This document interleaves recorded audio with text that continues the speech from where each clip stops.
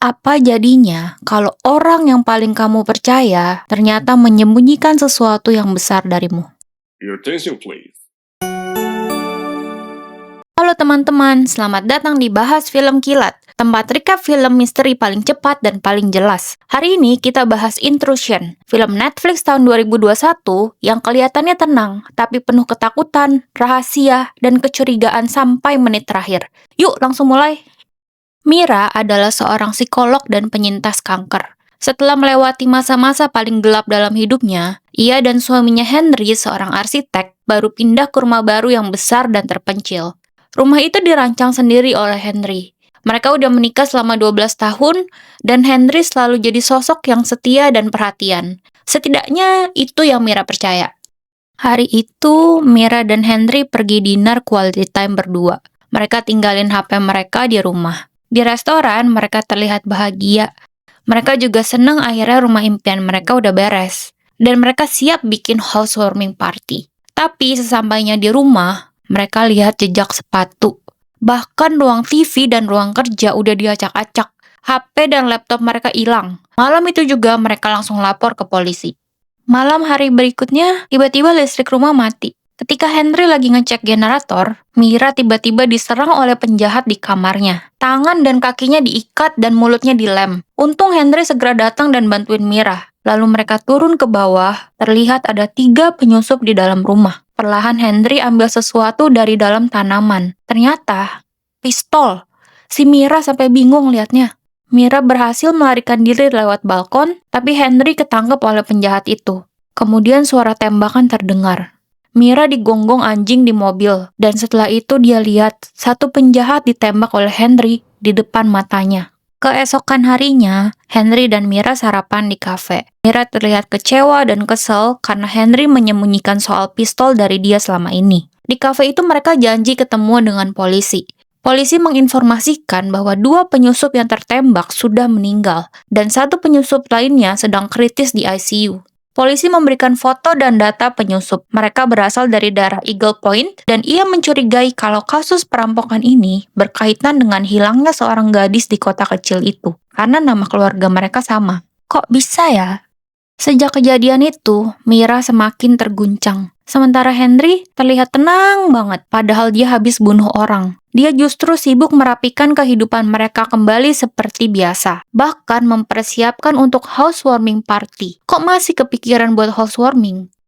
Henry pun pergi belanja, tapi dia nggak sengaja lupa dompetnya. Mira nyusul, tapi waktu ngikutin mobilnya Henry, dia lihat Henry justru menuju ke arah rumah sakit, bukan ke toko yang ia sebutin sebelumnya. Mira gas mau ngejar, tapi sayangnya dia malah kecelakaan. Untungnya dia selamat, tapi mobilnya harus masuk bengkel. Akhirnya, Mira pinjam mobil Henry buat kerja. Sore harinya, dia dapat kabar kalau Henry batalin housewarming party, karena dia nggak mau bikin Mira tambah stres. Baik sekali si Henry ini. Gak lama kemudian, polisi ngabarin kalau penyusup yang dirawat di ICU udah meninggal. Padahal sebelumnya keadaannya sudah membaik. Mira curiga. Dia cek riwayat GPS di mobil suaminya. Titik terakhirnya menunjuk ke Eagle Point.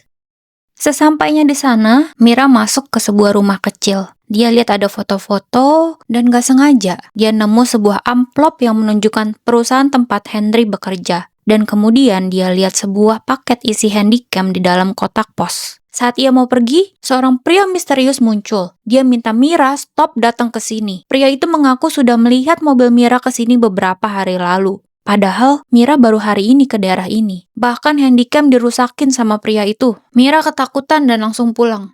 Kebetulan Henry nggak ada di rumah. Kesempatan nih, dia coba putar video handycam lewat TV. Tapi ternyata udah rusak dan gak jelas suaranya. Akhirnya Mira pesan handycam baru dan dikirim ke alamat kantornya. Setelah itu ia periksa ruang kerja Henry. Dan dia nemuin sebuah flash disk di sana. Isinya adalah foto-foto pembangunan rumah mereka. Dan di sana terlihat Dylan Cobb, salah satu penyusup rumah mereka. Saat Mira sibuk dengan bukti-bukti itu, Henry tiba-tiba pulang. Dia curiga karena lampu ruang kerjanya nyala. Mira panik dan buru-buru menyembunyikan amplop yang ia ambil dari rumah Dylan. Hampir aja ketahuan. Mira lanjutin lihat isi flash disk waktu Henry lagi tidur. Ternyata ada foto anak yang hilang itu. Christine Cobb. Kok bisa? Pagi itu, Mira coba tanya ke Henry tentang flash disk isi foto Dylan, Christine, dan semua hal mencurigakan yang dia temukan. Henry ngaku dia nipu bank demi mendapatkan keringanan biaya rumah. Dylan adalah salah satu pekerja proyek rumah yang dia pecat karena si Dylan pukulin anaknya di depan orang-orang. Tapi Dylan tahu soal penipuan yang dilakukan si Henry. Dan sejak itu, Dylan memeras dia sampai hampir 1 tahun. Henry harus kirimin uang ke Dylan setiap bulan. Cerita itu terdengar logis, walau sedikit aneh. Anyway, Henry berhasil bikin Mira percaya. Mereka kembali dekat, bahkan sepakat mengadakan housewarming party di rumah itu. Ketika acara pesta sedang berlangsung, Mira dengar berita kalau pria misterius yang dia lihat di Eagle Point ditangkap polisi karena menganiaya anjing. Mira ngecek lagi video kamera dari Eagle Point dengan handycam barunya. Dan di sana, dia lihat jelas rekaman Dylan. Rekaman yang memperlihatkan tentang kecurigaan Dylan terhadap Henry atas hilangnya anaknya. Dia lihat gimana Henry melihat Christine kala itu di proyek rumah, bukan tatapan yang biasa. Dan Dylan mengaku dia sudah ngecek sendiri rumahnya Henry ketika penghuninya sedang tidak ada di rumah. Anjingnya pun ikut ngecek dan menggonggong keras di ruang kerjanya Henry. Mira semacam mendapat petunjuk di sini. Mira masuk ke kantornya Henry dan menemukan blueprint rumah ini. Dia ikutin petunjuk di denah itu, sampai dia dapat sesuatu di belakang lemari kecil. Ada sebuah tombol kecil tersembunyi, dan ketika ditekan, sebuah pintu di belakangnya terbuka.